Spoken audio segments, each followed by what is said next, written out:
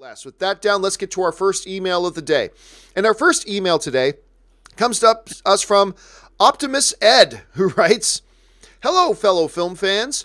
Obviously, Rami Malek is a big name right now with his huge Oscar win the other night for Best Actor. So I guess we shouldn't be surprised that there are reports right now that he's in quote-unquote final negotiations to play the villain in the new James Bond film.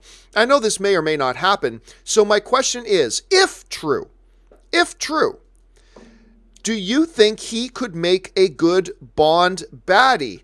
Robert, let's start with you on this one. If it does turn out, and let's treat this as a rumor for now, it is just a rumor, but sure, his name's hot. Rami Malek's name has been attached to Bond before. We have heard his name whispered about Bond before, possibly being a Bond villain. So let's go on the assumption that it's true. If it's true, Rob, is this a good fit? You know, I'm a huge James Bond fan, and I think it could be great. I think that I would love to see Rami Malek unleashed. I mean, we had the last, I think, good Bond villain, even though I wasn't that much a fan of the film, was Silva in Skyfall, you know, and Javier Bardem was great.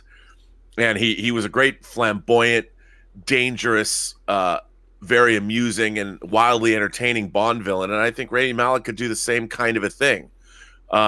It really, again, it depends. I just want to see Bond 25, which will be Daniel Craig's last outing as Bond. I want to see a Bond film that brings back the scope of, say, Spy Who Loved Me or You Only Live Twice, some giant, huge megalomaniac bent on world destruction and in a secret lair somewhere. Let's bring back the Bond tropes and let's give Daniel Craig a send-off that he deserves, because, you know, the Bond films have been very sort of grounded during the entire run of Daniel Craig. I want to see him go full Bond, peak Bond.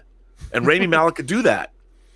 Well, I mean, the thing about Rami Malek, here's what would be the good thing about it. The good thing about it is this guy, whether it's in Mr. Robot or whether it's playing Freddie Mercury, this dude can bring in intensity to a scene, the likes of which we have not seen often in a lot of performers. Like, he can completely bring this very focused intensity that I think would be some of the good building blocks for a really good James Bond kind of villain. He is a tremendous actor. He's an Emmy-winning, I believe he's an Emmy-winning actor. I believe he's won an Emmy for Mr. Robot. He is an Academy Award. He's the reigning defending Best Actor at the Academy Awards now. This is a high-profile project. It seems like it would be a logical next step for him moving into that too. Here's the one problem, though, and it's not really a problem so much as a caution. And the caution is simply this. Christoph Waltz is one of the best actors on the planet, I think. Christoph Waltz is amazing. And all that stuff I just said about Rami Malek, you could say about Christoph Waltz.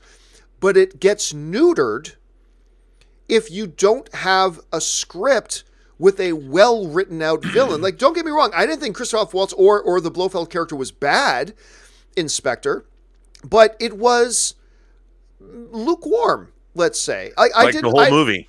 Well, yeah, maybe perhaps even like the whole movie. I haven't walked away. I haven't thought about it once.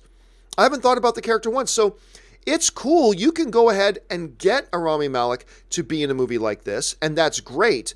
But it won't mean anything unless you give us a script with a villainous character that a guy with the talent of Rami Malek can step in and actually bring to life. Because if you just write out another character like the one they gave Christoph Waltz, it's just going to be another Bond villain.